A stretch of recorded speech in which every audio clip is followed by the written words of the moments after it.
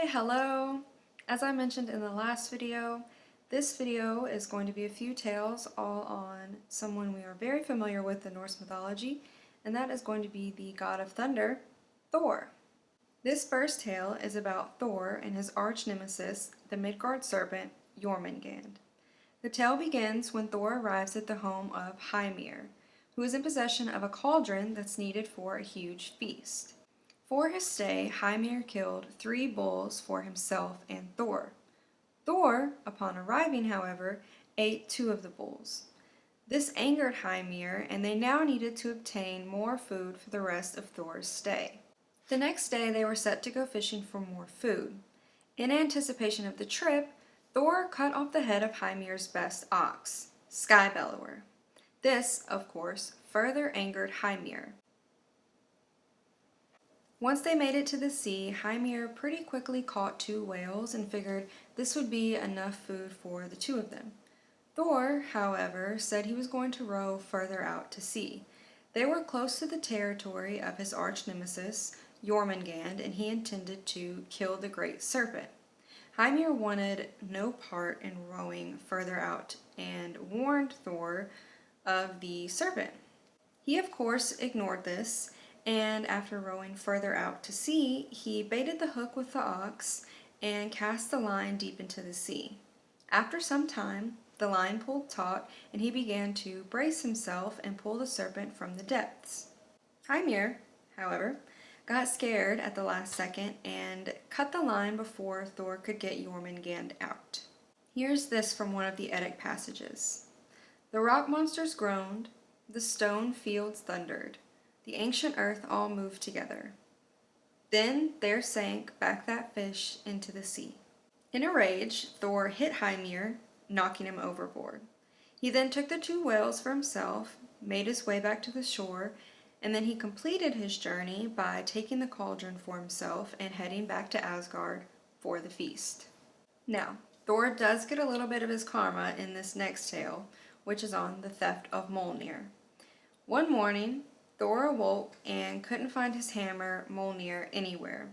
He searched Asgard high and low, but it was nowhere to be found. Loki agreed to help him search and was offered some magical falcon feathers from Freya. These falcon feathers would allow him to transform into the shape of a falcon. So he transformed into the shape of a falcon and flew off toward Jotunheim, as he had a sneaky suspicion that this was the doing of the giants. Loki, back in his god form, made his way to Thrym, chief of the giants.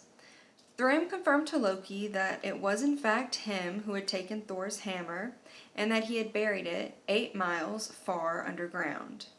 He told Loki he wouldn't be returning the hammer unless Freya was promised to him as a bride. Loki made his way back to Asgard and informed the gods of what he had learned. He informed them of Thrym's theft and also of his proposed bargain.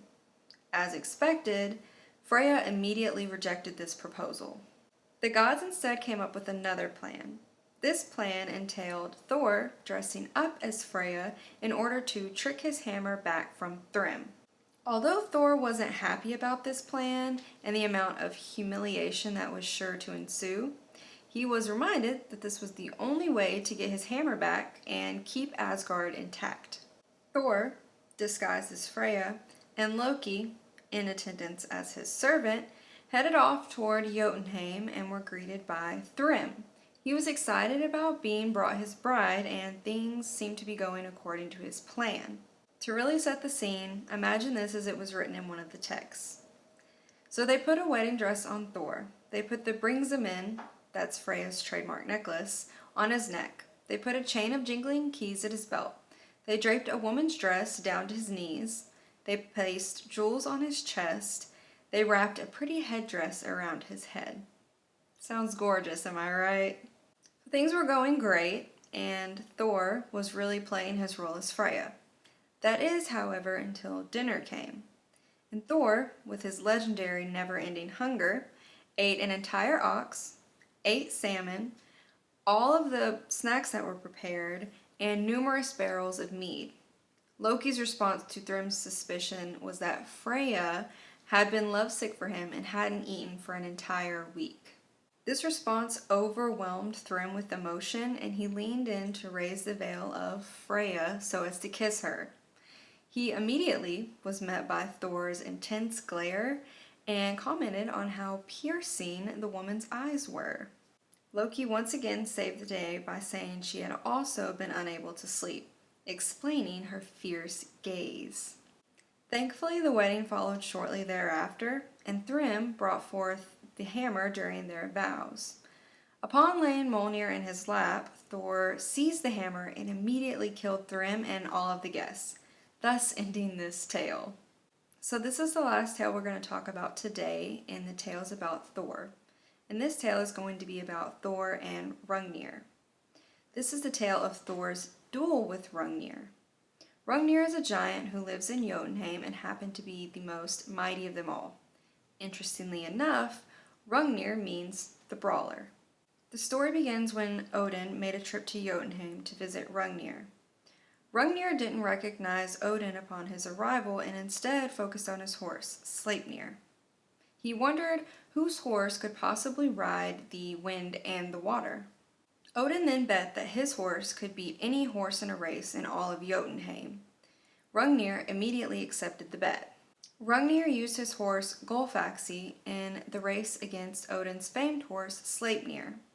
They got caught up in a race that spanned a myriad of terrains.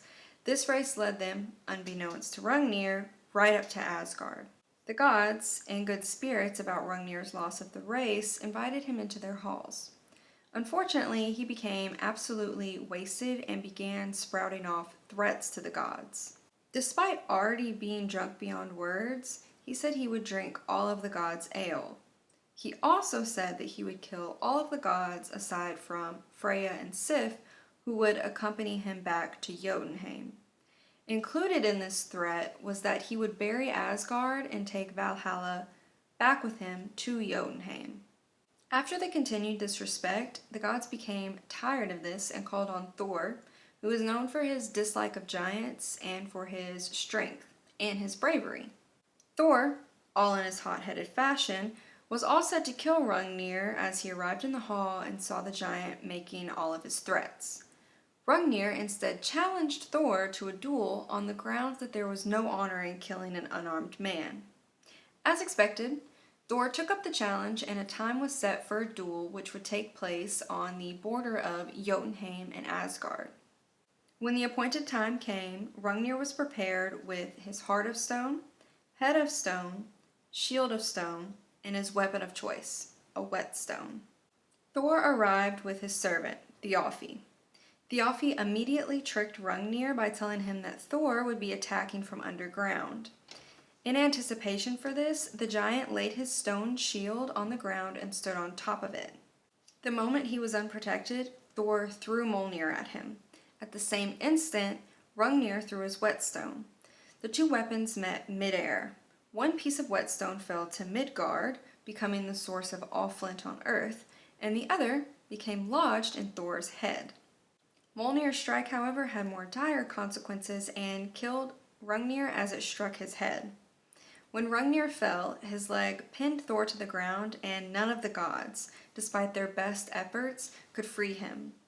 Finally, Thor's 3-year-old son, Magni, was able to free his father and received Hrungnir's horse as the reward. All while the gods were dealing with Thor being pinned, Thjalfi took to the task of taking down a giant clay man that the gods had built in hopes of scaring Thor prior to the battle. The clay man was meant to inspire fear and should have had the heart of a man for courage. As there wasn't one available, they instead used the heart of a horse. Thjalfi easily took down the giant clay man, and the giant man was so terrified that he wet himself. This part of the tale explains why Norsemen being likened to any part of a mare is taken as an insult, but especially the heart. The heart is the source of courage, and saying that you had the heart of a mare was likening you to the weak and scared clay giant. Now, with the piece of the giant's whetstone still lodged in his head, Thor called on a sorceress, Groa, for help. She chanted charms and sang spells, and eventually the whetstone piece started to loosen from his forehead. As the pain diminished and his gratefulness toward Groa increased, He told her that her husband, whom she thought to be dead, was actually alive and would be returning home soon. Groa was so overjoyed at this news that she forgot the rest of the spell, and the whetstone remained lodged in Thor's head. Quite the wild ride, if I do say so myself. Hopefully you learned a little bit more about Thor. We got to see him with his enemy, Jormungand, which will literally come back to bite him when we talk about the tale of Ragnarok later on. And we also got to see everything that he had to go through to get his hammer back when it was stolen, including dressing up as Freya. So that's it for today's video. And the next video is going to be one of the more famed tales, and it's going to be on the unfortunate fate of one of the more beloved gods, Balder. So I'll catch you then. Fucking gnats.